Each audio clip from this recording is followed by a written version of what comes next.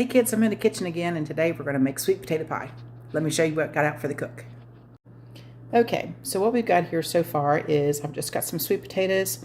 I have put them in the oven into this oven-proof type casserole pan and let them cook on 350 for about 2 hours. The purpose being is to want to get them really, really soft. And you can tell you're making progress there when you start to see the lovely sugars, natural sugars come out. So what we're going to do is clean those up, put them in a bowl, and start the process. So what I've done so far is I've just taken the sweet potatoes and cut them in half. And when they're really, really done, they should just pop right out of the skin, just like that. So that's what we're going to do with all of our sweet potatoes. Just put them all in a bowl. And then, ooh, it's working really well. Might need a spoon, but for the most part, they'll come out all by themselves. The reason they're not coming out of the skin very well is that's the side that was on the side of the baking dish. So I'll just take a spoon and scoop the rest of that out here in a bit. This is what we're doing. Just putting that lovely sweet potato stuff in our bowl. Putting all of it in the bowl. Okay, so in the meantime, what we're going to do, I've got about 2 cups of the sweet potatoes here, which I'm going to try to get in here. I might have to pause for a minute till I get it out of there. Okay, so I got my sweet potatoes finally out of the measuring cup. We're going to use a potato masher and just mash them up a little bit. Like this. Oh yeah, it's not going to take much. With them being cooked 2 hours in the oven, they're super soft.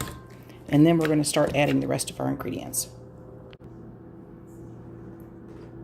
Okay, so end of our mix so far, we've got our Greek yogurt. I have some egg whites here that I have beaten just a little bit. I'm going to add those.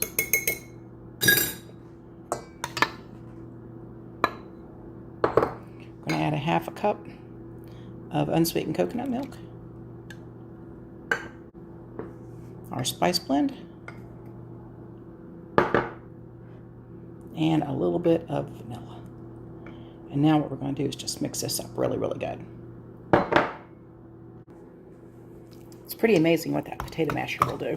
And that's all we're doing here is just mixing everything together in that bowl so that we have a nice smooth consistency for when our puff pastry gets done in the oven. Okay, so what I've done so far, I took my little casserole pan here and I've lightly greased it. I have gotten my puff pastry out of the refrigerator and letting it thaw, and we're going to line the puff pastry into this and do a pre-bake.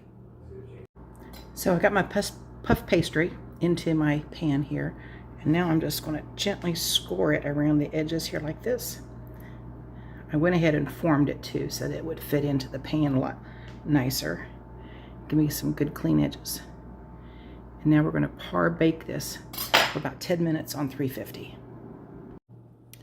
So now the puff pastry's out of the oven. Don't do like I do and forget to poke holes in the bottom of it. If you do, it will make air bubbles. I have now poked it. It should be fine from when we put the pumpkin filling in it. So I got the sweet potato filling in, and now we're just going to smooth it out here a little bit like that. Get it to the about to the edge of it there, like that. Just using a spatula to get it smoothed into the corners there like that. Smooth out the top a little bit as well. And then we're going to put this back in the 350 oven for about 25 minutes or so. And that should be really lovely. Oh, there she is. Ready to go. Well, there you have it, just out of the oven. It's been in there an extra 30 minutes. I stuck a knife in the middle. It came out clean. So overall, it had roughly a 50-minute cook. Your temperature and time may vary.